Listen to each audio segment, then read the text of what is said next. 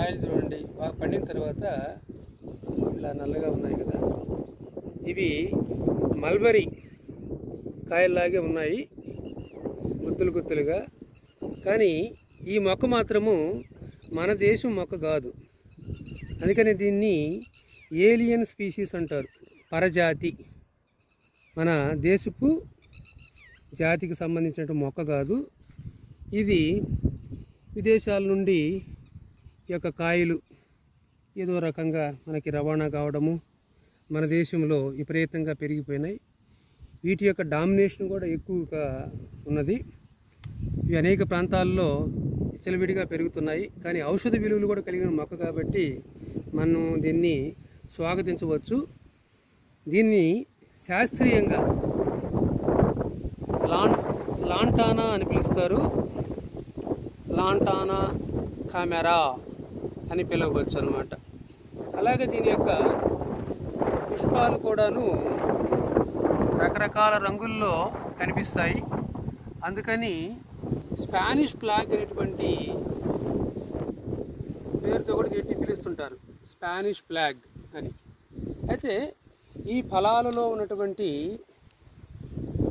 గుచ్చు, వీటిని ఇట్లా నల్లగా ఉంటాయి. ఇవి నల్లగా ఉన్నటువంటి ఈ పండ్లు చాలా రుచిగా ఉంటాయి, తీయగా ఉంటాయి.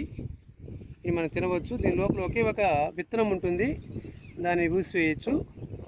ఇది ఎక్కువగా యాంటీ మలేరియా, అంటే మలేరియా రాకుండా, అలాగే చికెన్ పాక్స్ లాంటి అమ్మవారు లాంటివి జబ్బులు రాకుండా కూడా కాపాడుతాయి. అలాగే డయాబెటీస్, షుగర్ వ్యాధికి కూడాను ఔషధంగా దీన్ని వాడవచ్చు. అలాగే జీర్ణ సమస్యలకు వాడవచ్చు, చర్మ సమస్యలకు కూడా దీన్ని ఎక్కువగా వాడటం జరుగుతుంది.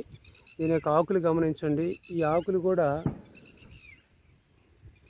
కొంచెం రఫ్గా ఉంటుంది సర్ఫేసు. ఈ ఆకు యొక్క సర్ఫేస్ గమనిస్తే గరుకుగా, అదే రఫ్గా ఉంటుంది, గమనించవచ్చు.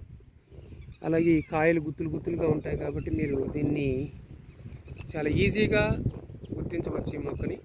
కాబట్టి ప్రకృతిలో ఉన్నటువంటి ఏ ఫలమైనా కూడాను మన ఆరోగ్యాన్ని పెంచుతుందే కానీ మనల్ని అనారోగ్యం పాలు చేయదు. కాబట్టి ప్రకృతి బడిలో మనము భాగస్వాములు అవుదాము. తర్వాత ఈ ప్రకృతికి సంబంధించి రకరకాల వీడియోలు నేను చేస్తున్నాను. ఈ వీడియోలని సపోర్ట్ చేయండి.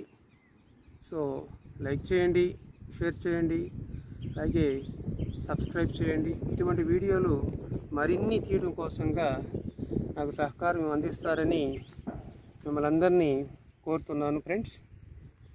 Thank you and all. Bye.